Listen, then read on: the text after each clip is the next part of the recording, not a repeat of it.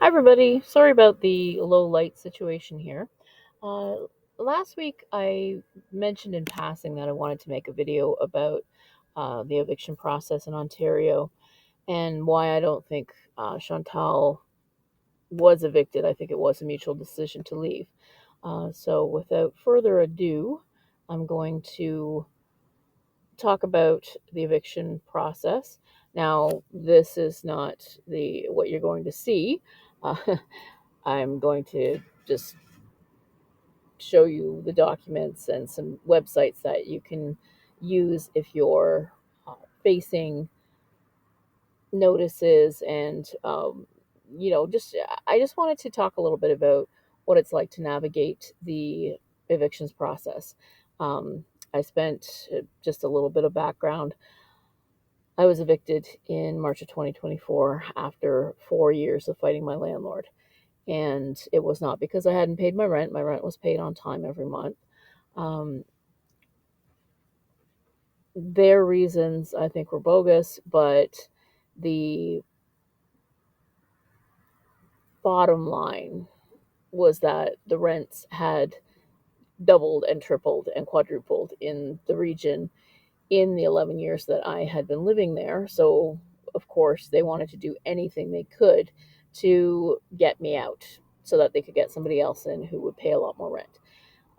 And just for illustrative purposes, I was paying $930 for a two-bedroom on the ground floor downtown my city, and the paint wasn't even dry, and they raised the rent to 2,100. So that just shows you, you know, how insane the rents have exploded since then. Although the joke's on them because it didn't actually rent until October 1st, so it sat empty for April, May, June, July, August, September. Yeah, 7 months.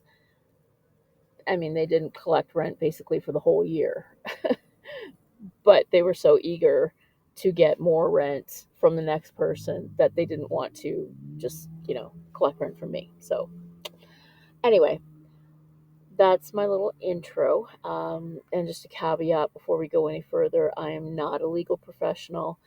This video is not intended to be legal advice of any type. I am making this for illustrative and informative purposes. If you have been served with notice and you're in Ontario, just seek legal advice. And I'm going to put some links down in the doobly doo, and I'm going to talk about ways that you can find some legal assistance if, like most of us, you make too much money to qualify for legal aid and yet you still can't afford a lawyer. Okay, so I'll be back. Now, the next thing that you want to keep in mind is that the laws about the residential tenancy relationship between landlords and tenants is governed by a set of laws called the Residential Tenancies Act. Now, these laws are available online, and what they do is they set out basically what's expected of the landlord, what's expected of the tenant, and what the landlord can legally do, and what the tenant is supposed to do to maintain their tenancy. Um, and most laws, as you're aware, are written from the perspective of what a reasonable person would do in that situation. And so there are things that a lot of landlords try, but they're not actually legal. So, for example, Chantel being kicked out over a no pets clause, that's not legal. Okay, so that's one of the reasons that I think that she wasn't actually kicked out.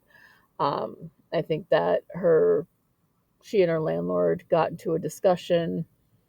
She might have lost her temper, but I think she really did agree to leave. If she had wanted to stay, she could have fought. She could have fought that, and it would have been a time and a process.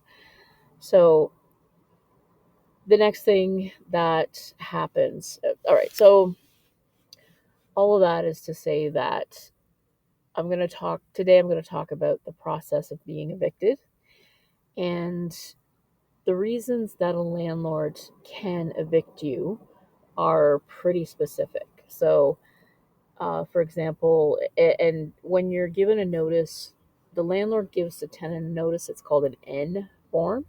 and the different forms have different numbers. So an N4 is non-payment of rent. An N8 means that you've been late 3 or more times within a calendar year. There's N1, which is collection of money owed. There's N12, which is the landlord wants to evict the tenant for personal use or to move in a family member. There's N13, which we know as rent eviction, meaning that the landlord wants to tear the whole place down because it really does have to be right down to the bolts and have building permits in order to issue the N13. And then there's the N6 and N7, and that's for, I can never remember which one's which, but one is for illegal activity and the other is for property damage. And even in that case, they can't evict you for something like, say, broken windows. They really do, it really has to be serious illegal activity, serious property damage. So something like, I blew up my unit because I was cooking meth, kind of illegal or property damage. But the other eviction notice, and the one that I want to talk about today and focus on, is what's called an N5. Now, the N5, I'll bring up a picture of it here, is what they serve you when you have, as a tenant, you've interfered with the landlord's lawful rights and privileges, or the other tenant's right to peaceful enjoyment. And so you'll see it says notice to end your tenancy for interfering with others, damage, or overcrowding. That's another reason that they can kick you out. And what's considered overcrowding, it literally just goes by how many people are supposed to be in a certain square footage. So, if you've got one person in 200 square feet, it's fine. But if you've got 10 people in that, that's way too many. So, the first thing, now, if you receive an N5 notice from your landlord, the first thing that you want to do is go over it with a fine-tooth comb and make sure that it's filled out correctly. Because if the landlord doesn't give you the correct number of days, or if they fill out some of the information wrong, the LTB can actually throw it out and the landlord has to start again. That happened to me one time. My landlord had served me a notice, but they didn't give me the correct number of days, so they had to reserve it. And it says right on the form itself, where is it here? It's at the bottom. It says, if this is your first N5 notice to end your tenancy in the past 6 months, the termination date on page 1 must be at least 20 days after the landlord gave you this notice. So when your landlord gives you an N5 notice, you have 20 days to clean up your act. Now, on day 20, if you haven't complied and done what they ask, then the landlord has 30 days from that date to file what's called an L2 form. Now, all of the landlord forms that are filed at the board are L forms. The notices that they give the tenant are N forms, and the notices or the forms that the tenant files are T forms. So if you hear me talking about different forms, that's just what those codes mean. So your landlord has to give you 20 days to fix up the problem, and the notice has to specifically say date, time, this is what happened, this is what I want you to do. Now, if it's your first N5 and you clean up your act, it can be voided. You say, or you can contest it too. There were quite a few times that my landlord accused me of absolute nonsense. And I was like, no, that didn't happen. I'm not doing that. For example, they accused my nephew of breaking windows. He had nothing to do with any of it. We weren't even on the property on one of the days that the incident happened. So, and I was at work. So, no. So I just sent her back an email. I said, this didn't happen. Absolutely not. And they actually tried charging him. And we went to court and the case got tossed because they had absolutely no evidence. Right. So, I mean, you can contest what's on the form. And that ended up not going to court because they had no evidence. They had no proof. They had no proof because he didn't do anything. And they just ended up having to just throw it out. So let's see where we at here. All right, so when you get an N5 form, you have 20 days, and then let's pretend, let's leave my experiences out. And let's use a scenario that I actually did see in the CanLII system. Now, what CanLII is it's a searchable database. You can actually go and look up cases that have gone to the courts. Now, it's not every case. I don't know what the criteria is. I mean, if you really want, you can go and look me up by name and address too, if you have that information. Um, and you can see that the first time it was actually dismissed, which is one of the reasons that I ended up going to court for 4 years over it. So let's pretend, okay, let's say, just because I like to work with concrete things.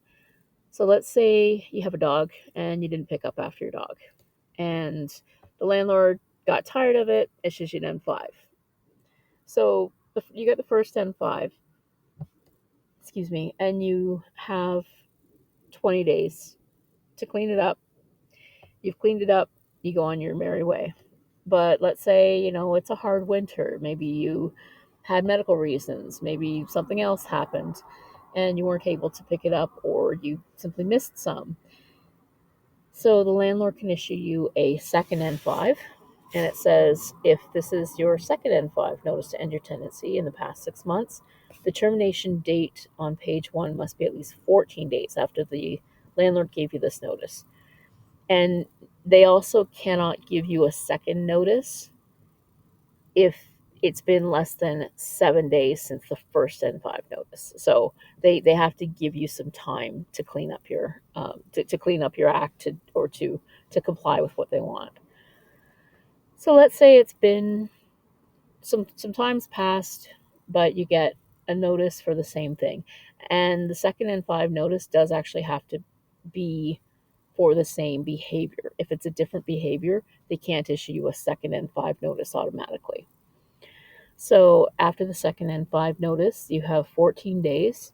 And again, if you don't comply, that's when the landlord can file to start the eviction process.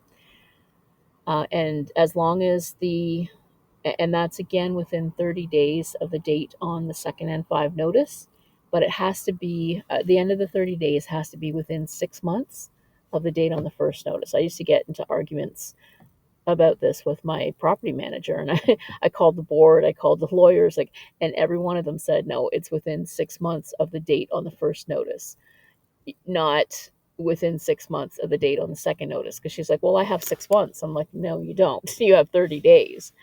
But anyway, we used to argue about that stuff all the time. Okay, let's see here.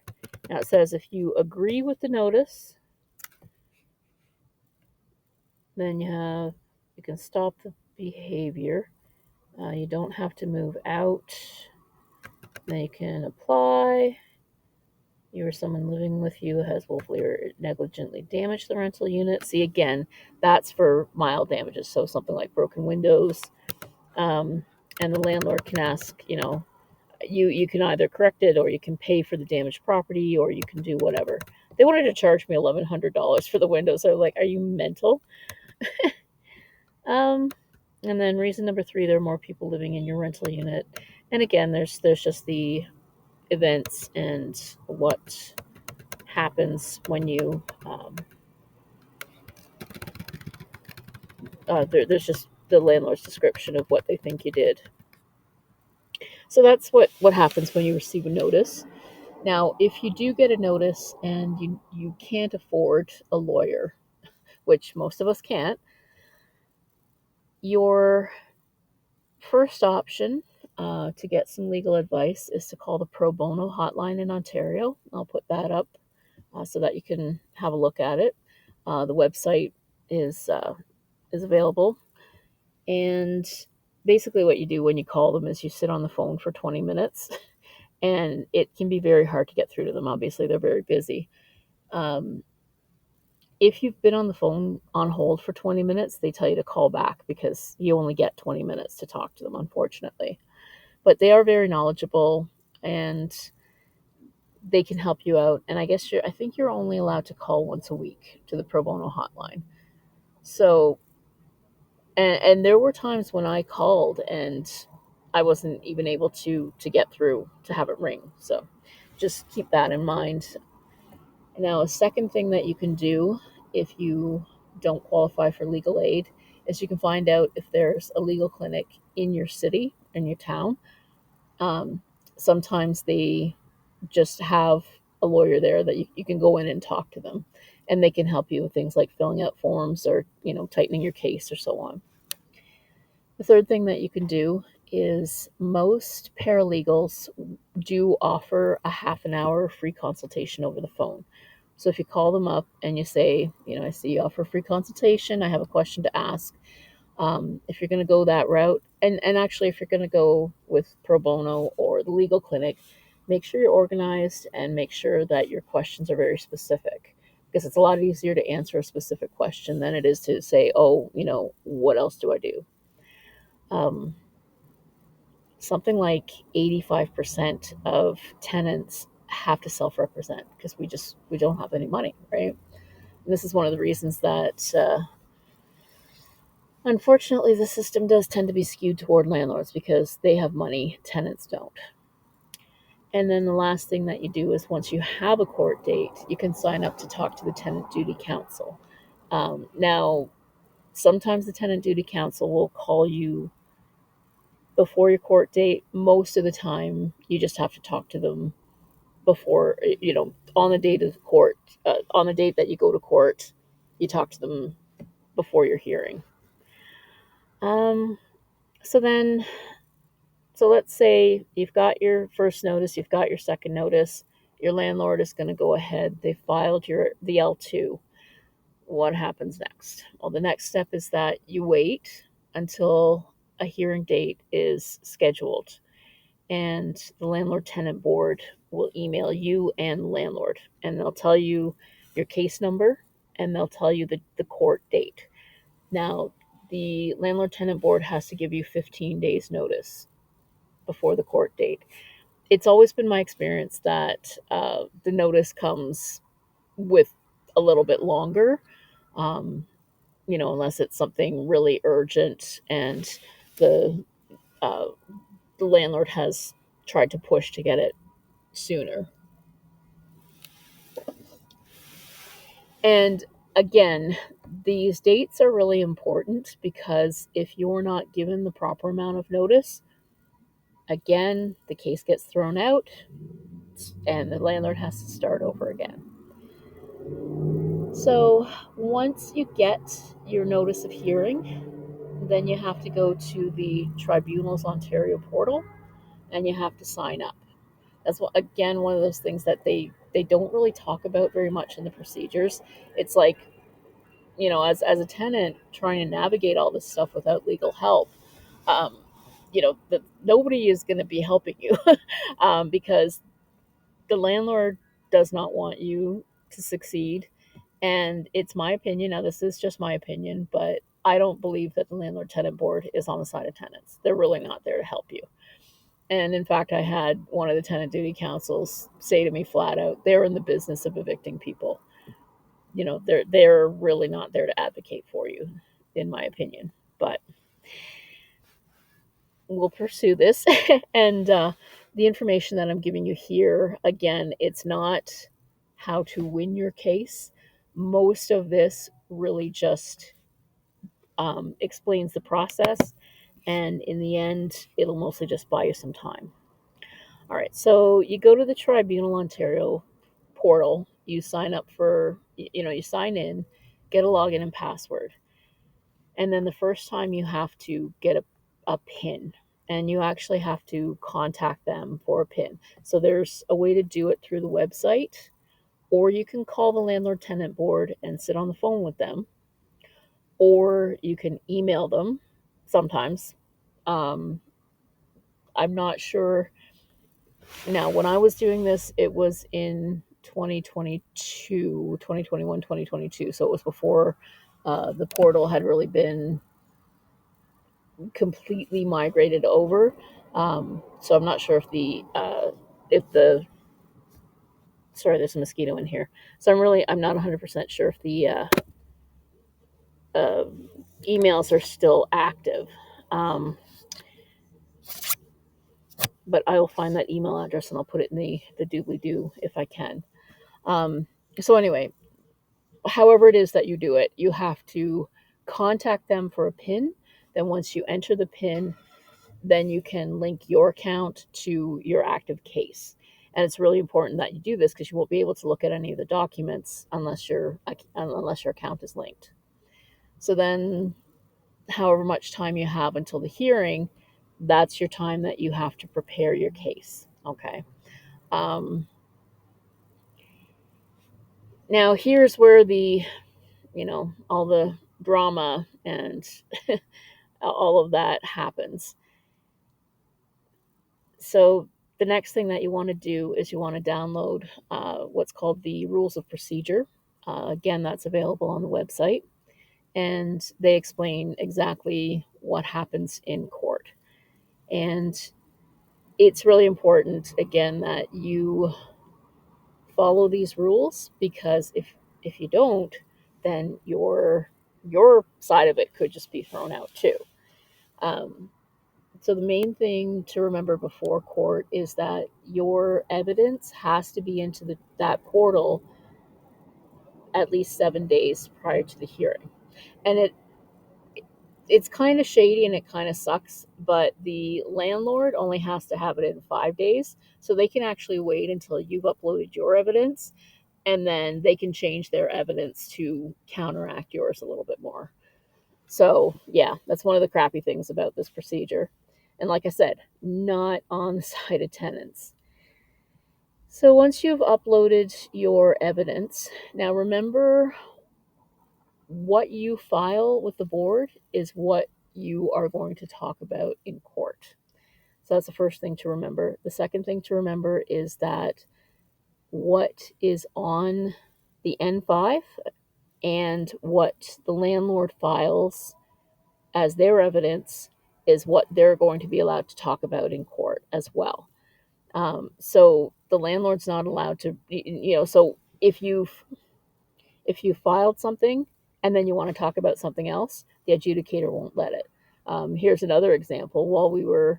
So my landlord had their, list of gloom and doom and trauma, and most of it was bogus.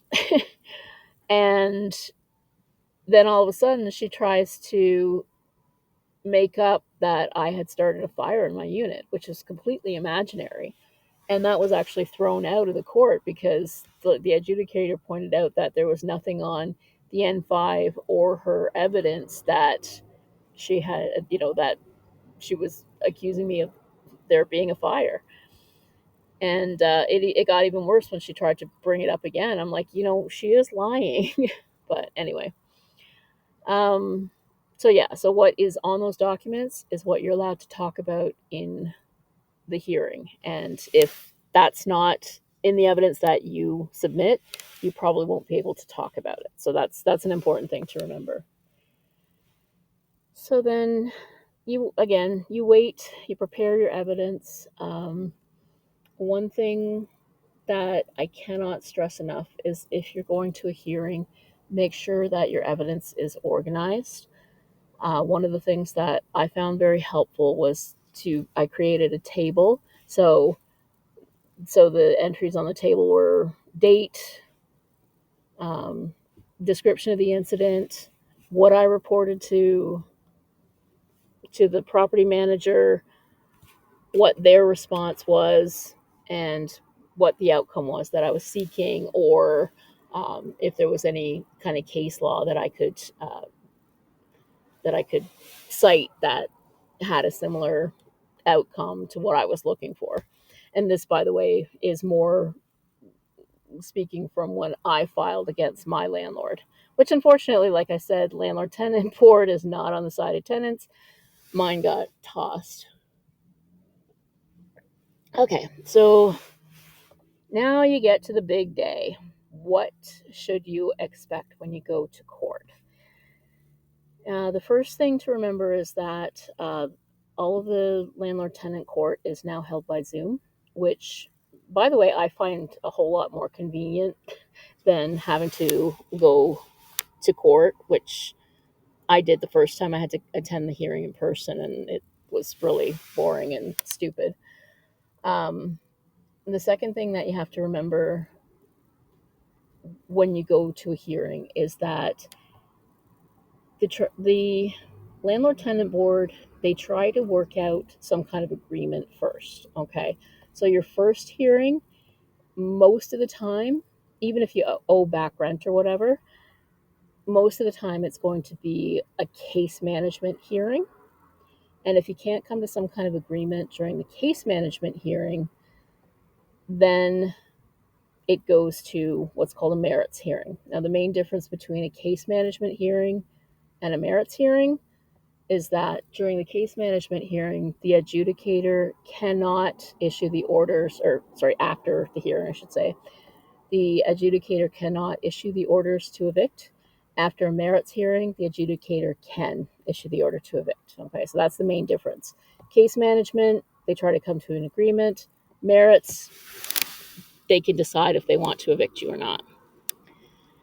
So the day of your hearing, you'll sign in, and the first thing the adjudicator asks is, do you want to speak to tenant duty counsel? Now, if you haven't had any kind of legal advice so far, of course your answer is going to be a big resounding yes. So then the adjudicator puts you into a separate room, a separate Zoom room with the tenant duty counsel, and you have a maximum of 20 minutes to talk to the TDC. Tell them, here's the basics, here's my defense. They can give you some advice, and then unfortunately you will probably have to wrap it up. And then you go back and you wait and you wait and you wait. They tend to group them kind of similarly. So if everybody, owes rent money, they'll go into one room. If everybody, if it's a landlord dispute, they'll go into another room, and so on. And they can book you in the morning or in the afternoon. Usually the first cases, the case management cases, tend to be in the mornings. Repeat cases, merit cases, or repeat cases like merit cases or L4 cases or whatever, they'll usually be in the afternoon. At least that was my experience. And then, so you just wait until your turn comes up. And then what happens is your landlord presents their case first, and then you get a chance to ask questions of the landlord. You do not get a chance to defend yourself. All you can do is ask questions. So that's another thing that you want to do when you go over the landlord's evidence, is you want to write down all of the questions you have about it. Because again, you're not going to be allowed to defend yourself. But if you write something, if the landlord says something like, okay, she started a fire in the unit, you can ask the landlord, what is your evidence that there was a fire in the unit?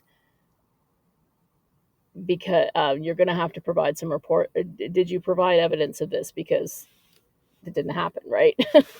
So something along those lines.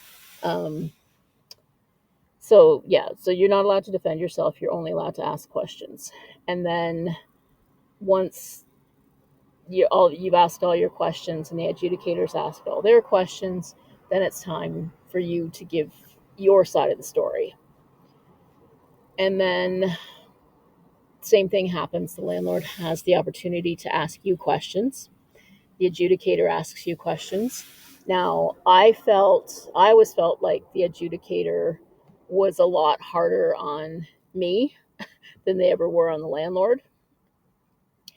But again, whatever.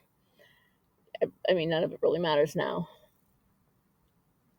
So then you give your closing statements, and then once court is over, you get to wait again. You get to wait and wait and wait until you get your orders.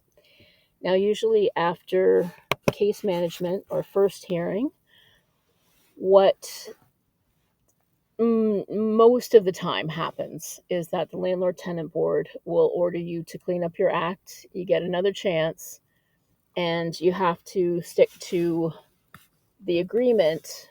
For example, you're going to, in this case, right, the scenario is you have to pick up your dog poop, okay? So you have to pick up your dog poop, and this is what's ordered, and you will always have to pay for the landlord's filing fee. That's another thing that really sucks about this.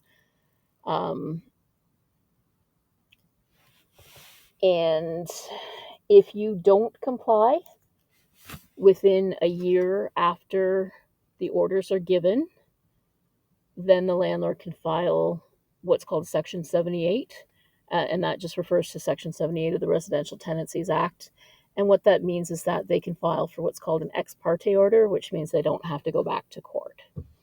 Now, as far as the timeline of all of this goes, the service standards are supposed to be, after the landlord files, they're supposed to arrange the court hearing within 60 days. You get 15 days for notice of the hearing. And then once you have your hearing, you're supposed to receive your orders within 60 days.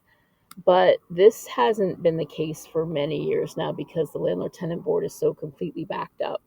And I only found out about this a couple of years ago, but I guess when Druggy Fraud got in, the first thing he did was lay off a whole bunch of adjudicators. So that's one of the things that contributed to this absolute bottleneck. And then rent started to go up, and then COVID hit, and a lot of people lost their jobs and started getting evicted.